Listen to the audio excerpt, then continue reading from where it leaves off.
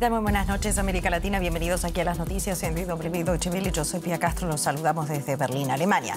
Y comenzamos en Estados Unidos. El expresidente Trump responde ante la jueza que investiga el intento de subvertir el resultado de las presidenciales del 2020, el caso más explosivo de los tres a los que se enfrenta el expresidente. Los detalles. La nueva imputación no es solo la acusación más grave, con diferencia, contra el expresidente. Es quizás la imputación más importante presentada jamás en un tribunal estadounidense contra alguien para proteger la democracia del país y el Estado de Derecho. Nos vamos a Colombia. El jefe negociador del ejército del ELN, Pablo Beltrán, aseguró este jueves que tanto la guerrilla, de la que él es número 2, como el gobierno tienen voluntad de cumplir y acatar el cese el fuego bilateral de 180 días que ha comenzado este jueves. Día de la Independencia en Níger. Poco para festejar tras el golpe de Estado hace un par de días. Miles de personas se han manifestado en apoyo al golpe de Estado que derrocó al presidente Mohamed Bazoum, quien lleva 8 días detenido y cuya liberación inmediata exigió el mandatario Joe Biden.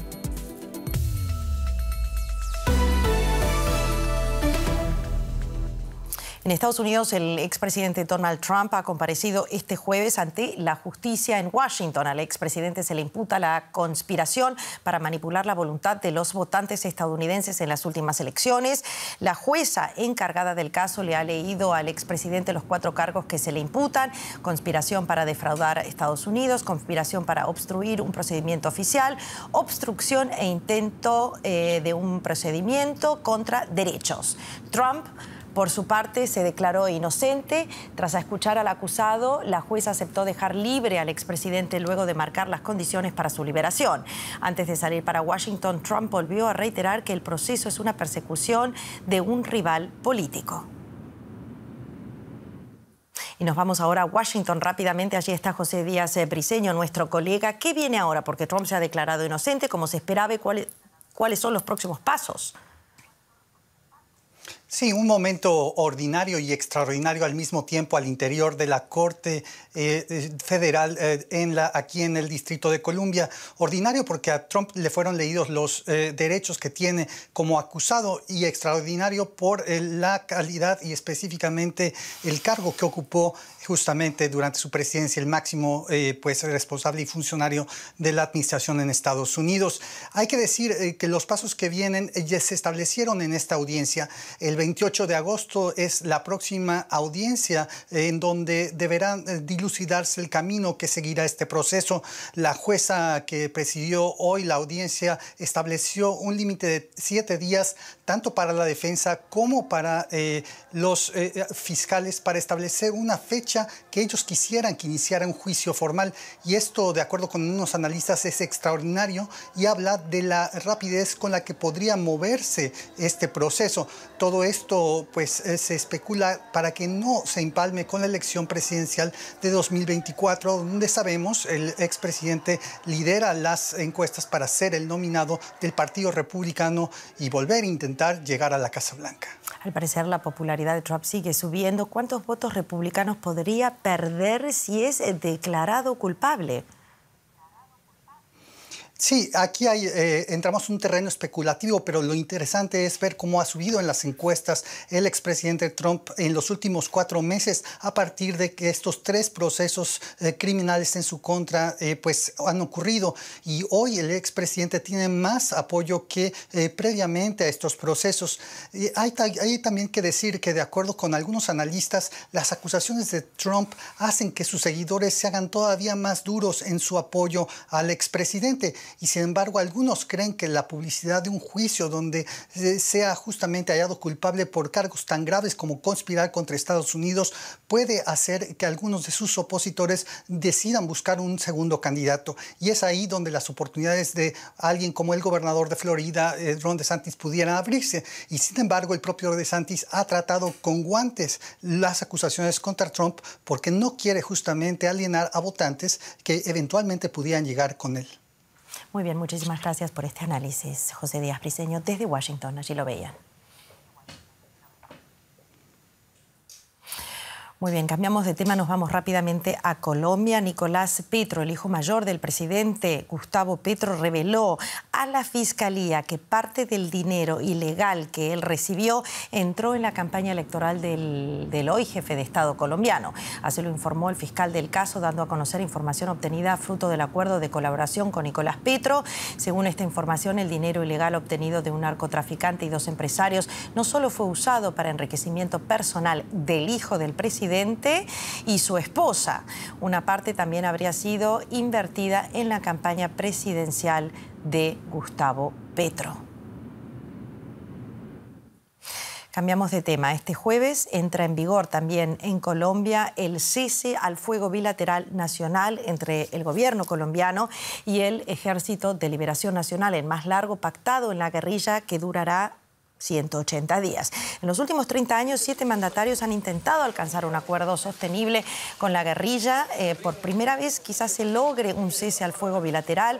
Este durará por lo menos hasta el 29 de enero del 2024.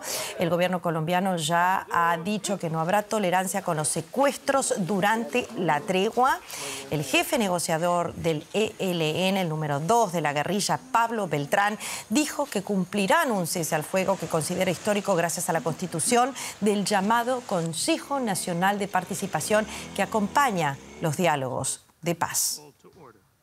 Y para entender un poco quiénes son los acompañantes de este diálogo de paz, está con nosotros Nicole Riz. ¿Qué tal? Muy buenas noches. ¿Es una tregua estable que pueda conducir realmente a la paz?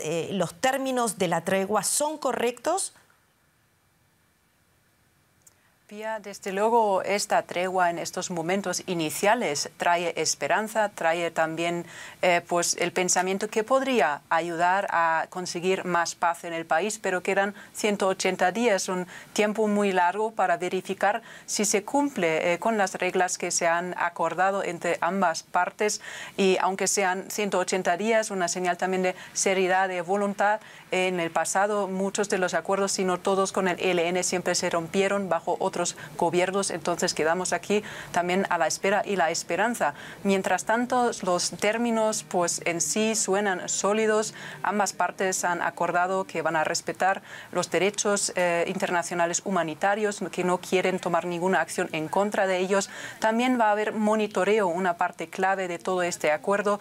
Eso significa que en 9 sedes nacionales y más de 20 municipales habrá un monitoreo, una verificación por partes también de delegados del ELN, del Alto Comisionado de la Paz, pero también, por ejemplo, por organizaciones sociales y la ONU, que tendrá 68 observadores en el territorio para dejar claro que están al tanto, que miran si los procesos van su camino correcto. Entonces el monitoreo sí es una importante parte, y mientras tanto las conversaciones de la paz, las negociaciones seguirán. Y un detalle importante también que creo que refleja muy bien la fragilidad que tienen estos acuerdos, como bien hemos visto en el pasado, es que ambas partes también han confirmado que en ningún momento, ningún incidente puede provocar o sea causa para la ruptura unilateral del acuerdo. Entonces veremos ahora a lo largo de los 180 días que vienen si esto se cumple de verdad.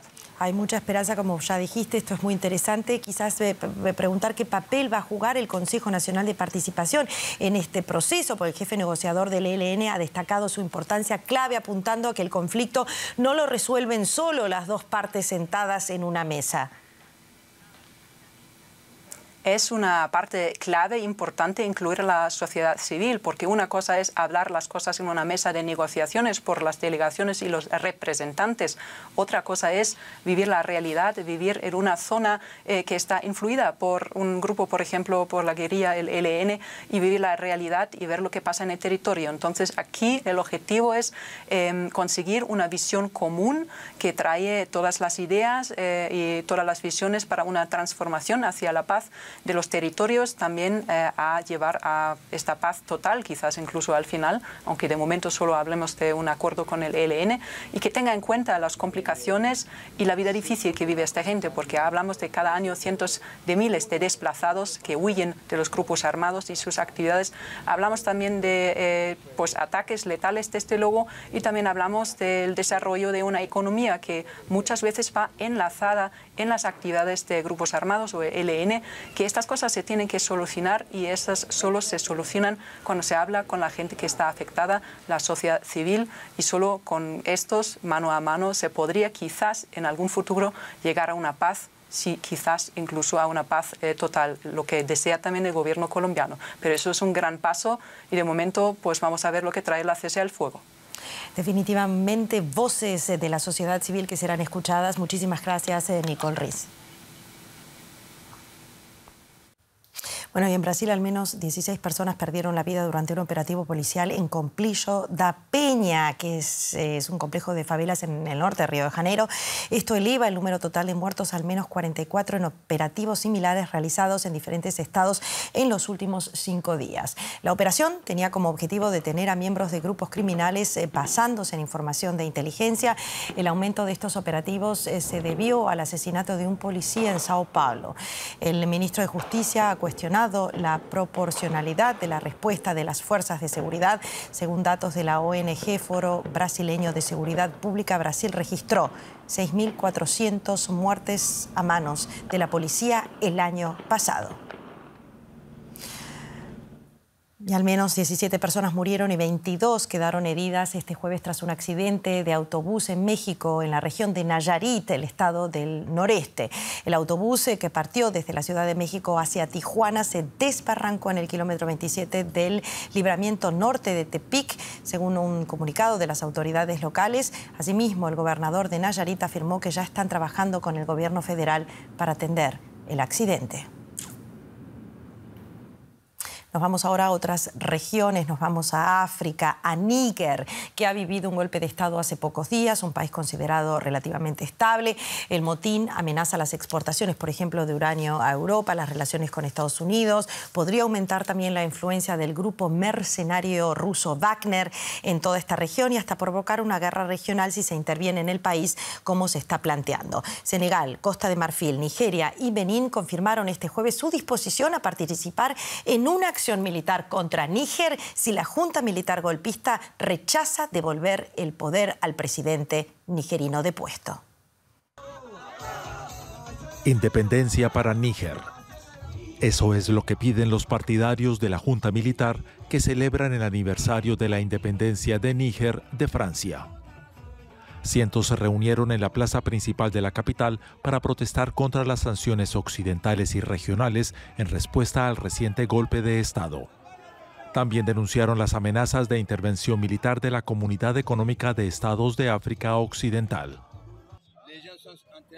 Cada vez se nos une más gente. Protestamos contra todos los países de la Comunidad Africana Occidental y contra quienes deseen imponer medidas inhumanas e impopulares a Níger. El domingo, la Comunidad de África Occidental dio una semana a los líderes de la Junta para devolver el poder al presidente democráticamente elegido, Mohamed Bazoum. Pero el líder del golpe, general Abdurrahman Chiani, sugiere un posible compromiso. Una vez que las emociones tensas se calmen, podremos asegurar las condiciones para una transición estable en un plazo relativamente corto. Celebrar elecciones generales y sobre todo adoptar un enfoque mejorado en nuestra lucha contra el terrorismo y en proteger a nuestro país del dolor económico y social. Muchos en Níger culpan a Francia de ese dolor. Aunque Níger alcanzó la independencia hace 63 años, los manifestantes pro junta dicen que la antigua potencia colonial ha seguido explotando el país, rico en recursos pero con una de las poblaciones más pobres del mundo. La fallida presencia militar de Francia en Níger no logró poner fin a una insurgencia islamista, algo que decepcionó a muchos. Ahora muchos partidarios del golpe tienen la esperanza de que el país se alinee con Rusia en busca de un nuevo aliado. Bueno, pasamos a otros temas, pasamos a la economía con Paco Furio, ya lo ven. Buenas noches, ¿qué tal? Y al crudo. Bien, empezamos hablando de petróleo porque Arabia Saudita anunció que prorrogará por un mes más el recorte voluntario de la producción de petróleo, siguiendo con su estrategia de sustentar los precios. El Ministerio de Energía ha declarado que el país seguirá recortando 1 millón de barriles diarios hasta septiembre. Con el recorte voluntario de la producción, el país pretende apoyar la estabilidad y el equilibrio de los mercados de crudo en medio de la caída de los precios de la energía. El reino saudita dijo que los recortes podrían prolongarse en el futuro o incluso incrementarse si fuera necesario. Y Arabia Saudí no se ha quedado sola. Rusia también ha anunciado recortes en su producción. Lo vemos en detalle ahora con José David Navarro en la Bolsa de Frankfurt. José, saludos. 2 de los mayores productores de crudo recortan su producción para mantener los precios altos. ¿Qué impacto ha tenido esto ya en los mercados? Hola Paco, ¿qué tal? Pues lo que hemos visto es que los precios del crudo han vuelto a la posición fuerte con la que comenzaron la semana. El barril de Brent para su venta en octubre supera los $85. Para que se hagan una idea, esos $2 más caro de lo que valía ayer, cuando esa reducción de la calificación crediticia de Estados Unidos por parte de Fitch hizo que los mercados, lo contábamos ayer, los mercados, las bolsas y también los precios del crudo cayeran, ¿no? Ese repunte de hoy se debe, como adelantabais, ese anuncio de Arabia Saudí y también de Rusia. Moscú adelanta que para el mes de septiembre dejará de exportar y de inyectar, por lo tanto, en los mercados unos 300.000 barriles de crudo al día a partir de septiembre. Eso hace que los precios se eleven porque, Paco, a pesar de las dudas que hay sobre la evolución de la economía de China, los precios ya venían al alza, sobre todo porque los inversores en petróleo tienen la esperanza de que haya lo que se conoce como un soft landing en Estados Unidos, es decir, un aterrizaje suave de la economía de Estados Unidos después de esas alzas tan rápidas de los tipos de interés. Y si los precios del petróleo suben, ¿hasta qué punto puede beneficiarse Rusia? ¿Puede esto anular los efectos de las sanciones? Bueno, de hecho, Paco, ya se estaría beneficiando porque ha sido durante el pasado mes de julio cuando el precio del crudo de los Urales, que es el que vende Rusia, habría rondado ya ese tope máximo de sanción que le habrían aplicado los países del G7. Eso significa que compradores todavía de crudo ruso como China o como India ya no tienen tanto margen para negociar precios más bajos para la compra de ese crudo procedente desde Rusia. Según Estados Unidos, las medidas estarían funcionando porque, según ellos, Rusia habría ingresado en la primera mitad del 2023 un 50% menos por la venta de su crudo. Una venta del crudo que, según una investigación periodística de la agencia de noticias Reuters, se sigue llevando a cabo gracias a una red muy opaca de unos 40 intermediarios que seguirían trabajando con Rusia, incluso, Paco, empresas que no tienen ninguna experiencia, dice Reuters, en el mercado del transporte del crudo. Gracias, José David, desde Frankfurt.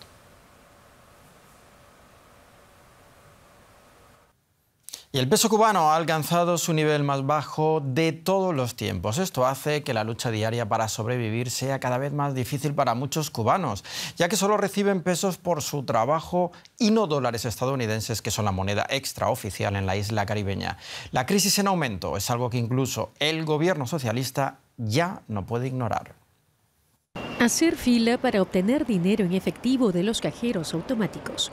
Ahora se deben entregar 230 pesos a los cambistas en la calle para obtener $1. Es una cantidad alta, ya que pocos cubanos ganan el equivalente a unos $20 al cambio. En la calle entonces el dólar sigue aumentando, tenemos que estar matándonos, sacando dinero para poder comprar $3 para comprar un poquito de detergente, un poquito de puré de tomate. Entonces es descomunal, el incremento del dólar ha sido algo horrible, es algo que nos estaba chocando demasiado. Cambiar dinero al tipo de cambio del mercado negro es ilegal, pero la acelerada inflación ha provocado que el tipo de cambio oficial de 120 pesos por dólar sea completamente absurdo. Es un gran problema, reconocido incluso por el gobierno cubano. Pero se convierte en el problema más complicado porque día tras día va afectando o disminuyendo la capacidad de compra del salario. y va disminuyendo el papel que debe jugar la moneda nacional y va generando incentivos hacia la dolarización. Quienes dependen de la moneda local, el peso, ahora deben esperar largas filas incluso para comprar alimentos básicos, si es que hay algo disponible para comprar. La mayoría de productos solo están disponibles en tiendas especiales que aceptan dólares. Esto está dividiendo la sociedad cubana entre aquellos que reciben dólares del extranjero y el resto. Políticamente, esta creciente desigualdad social está debilitando la legitimidad del gobierno socialista. Económicamente, la depreciación de la moneda cubana refleja el lento colapso de la economía productiva en Cuba. Muchos cubanos han perdido la esperanza de que las cosas mejoren. Cada vez más gente huye de la isla, generalmente hacia Estados Unidos. Y mientras en México se habla de superpeso, el peso mexicano está en sus niveles más altos desde el 2015. Solo este año se ha apreciado en torno al 16%. Ana Nieto, ¿qué hay tras la fortaleza del peso mexicano? Pues Paco, el peso mexicano es una de las divisas de mejor evolución de los mercados emergentes y los analistas creen que puede mantener el apelativo de super durante algún tiempo. El motivo, por un lado, son las altas tasas de interés del 11,25% para rebajar una inflación que en junio fue del 5,06%. Esto es algo que confiere atractivo a la divisa y el Banco Central de México, hay que recordar que empezó a subir tasas de interés antes que la Reserva Federal. Por otro lado, México se está beneficiando de los vientos de cambio de la globalización y de la distancia que está poniendo Estados Unidos con China. La inversión extranjera en México creció en el primer trimestre del año un 48%. Y se espera que esta sea una tendencia debido a la política del nearshoring, es decir, una globalización con proveedores cercanos que Estados Unidos está favoreciendo. México está cimentando su posición como primer socio comercial de Estados Unidos, que sigue teniendo una economía que crece. Esta situación de fuerte inversión extranjera va a dejar al Banco Central posiblemente con una posición de cautela, así lo estiman los analistas, y posiblemente tarde en rebajar las tasas de interés como ya lo están haciendo Chile y Brasil, algo que incluso puede reforzar todavía más el valor del peso. Pero esto también, Ana, tiene consecuencias duras para una parte importante de la economía del país, las remesas. ¿Cuáles son los datos? Pues los mexicanos que viven en el extranjero están mandando cada vez más dinero a su país y así lo reflejan las estadísticas del Banco Central, que estos días han verificado un aumento del 9,9% de las remesas hasta llegar a una cantidad que es de 30.238 millones de dólares entre enero y junio. La remesa promedio es de 388 dólares, 2 más que el año pasado. Pero el problema es que este dinero no llega tan lejos como en el pasado para muchas familias, precisamente por el cambio desfavorable con el dólar. En Estados Unidos viven casi 12 millones de mexicanos documentados e indocumentados que en estos momentos tienen que trabajar más o arreglárselas con menos aquí en Estados Unidos para mantener los ingresos de sus familias. 388 dólares este mes son 6.700 pesos y hace un año eran 7.900. Gracias, Ana, por estos datos desde Nueva York. Gracias. Y autoridades ambientales del estado mexicano de Campeche, al este del país, denunciaron afectaciones en las playas del Golfo de México por un derrame de hidrocarburos de la estatal Pemex. Pobladores y ambientalistas han tratado en los últimos días de limpiar unos 500 metros de playa en la localidad de Lerma, donde en el mar son visibles manchas negras de distintos tamaños. Varias ONGs mexicanas denunciaron el pasado 18 de julio un extenso derrame de petróleo en un área del Golfo de México donde el 7 de julio se registró una explosión en una plataforma de producción de gas. La estatal alega que esta contaminación en el mar es resultado de emanaciones naturales de hidrocarburos.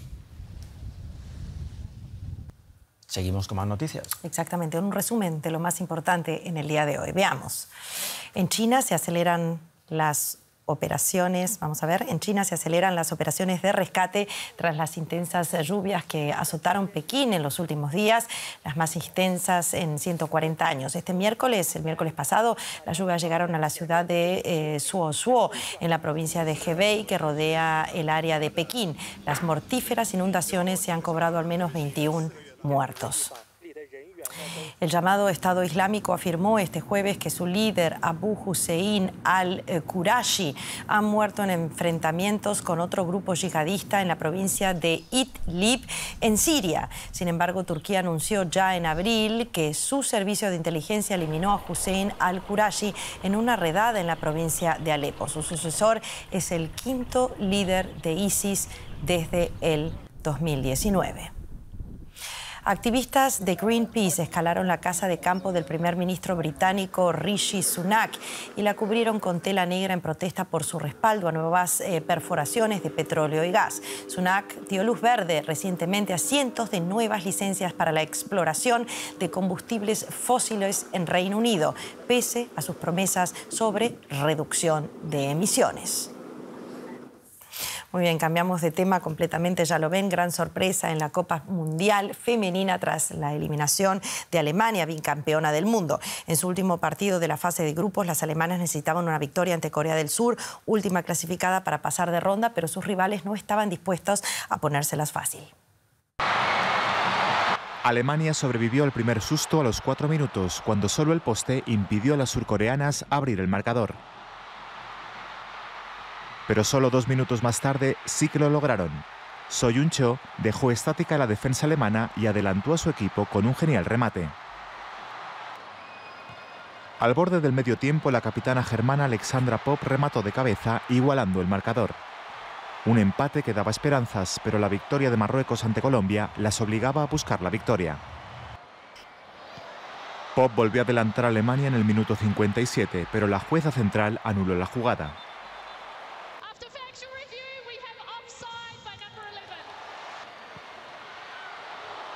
El desesperado intento de Sidney Lohmann en el último minuto fue demasiado impreciso. 1-1 y Alemania regresa a casa tras la fase de grupos del Mundial por primera vez en su historia. Y como la fase de grupos de la Copa Mundial Femenina ya ha concluido oficialmente los partidos del Grupo H finalizados, echemos ahora un vistazo a esta clasificación. Colombia termina primera y se enfrentará a Jamaica. Marruecos, debutante en el Mundial, acaba segunda. En octavos jugará con Francia. Alemania y Corea del Sur quedaron fuera del torneo. Y un grupo... Cambiamos de tema. Un grupo de científicos, vean, ha descubierto los restos del que podría haber sido el animal más pesado hasta ahora conocido. Cada vértebra de esta ballena fosilizada pesa más de 100 kilos. Aunque su esqueleto no está completo, los investigadores creen que la criatura podría haber alcanzado un peso total de más de 340 toneladas. Los huesos fueron hallados en el sur de Perú y se estima que tiene una antigüedad de 39 millones de años. Muy bien, y hasta aquí las noticias. Gracias por acompañarnos y hasta dentro de un rato con más información internacional y actualizada aquí en Deutsche Welle.